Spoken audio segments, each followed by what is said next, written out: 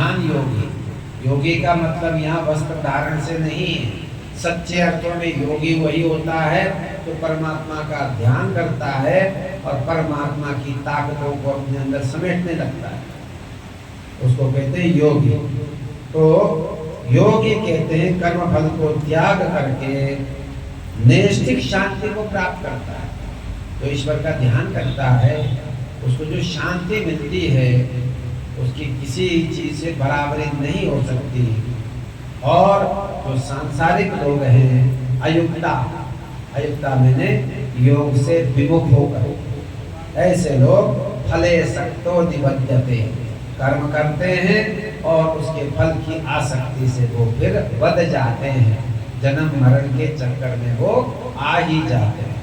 तो गीता का बहुत सरल सरल सिद्धांत है, कर्म करना और कर्म को न करना, कर्म करते हुए भी न करना।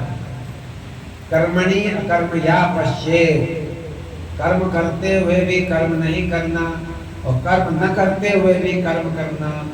ये बड़ा टिपिकल क्वेश्चन है, गहना कर्मणो गति, इसको समझना कठिन है। एक आदमी कर्म करता है लेकिन वो कर्म से उसका कोई लेना देना नहीं, क्योंकि वो तो हायर लेवल पे चला गया। कोई योगी ऐसे होते, हमारे गुरुदेव जैसे थे, तो कर्म को देखने में तो हम कहते ये भी संसारिक लोगों की तरह कर्म कर रहे हैं, लेकिन उनको उनसे कोई मतलब नहीं। ये तो परोपकार के लिए कर्म करते हैं, उनका तो उद्धार हो चुका, उनका कोई लेना देना नहीं कर्मों से। ये भगवान ने कहा। यहाँ भगवान कहते हैं कि जो लोग हैं, ऐसे लोग जो ध्यानी हैं, उनको बड़ा सुख मिलता है और वो कर्म करते हुए भी कर्म नहीं करते।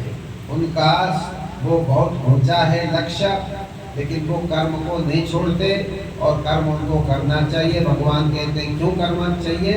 आत्मा की शोधन के लिए, चित्त की शोधन के लिए कर्म करना चाहिए। तो योगी लोग भी कर्म करते हैं, लेकिन वो केवल चित्त शुद्धि के लिए कर्म करते हैं। जब करते हैं, ध्यान करते हैं, आसन करते हैं, षट कर्मों का अभ्यास करते हैं, सत्संग करते हैं, प्रवचन करते हैं, प्रवचन सुनते हैं। ये सब क्यों है? कि हमारे आत्मा की शुद्धि हो।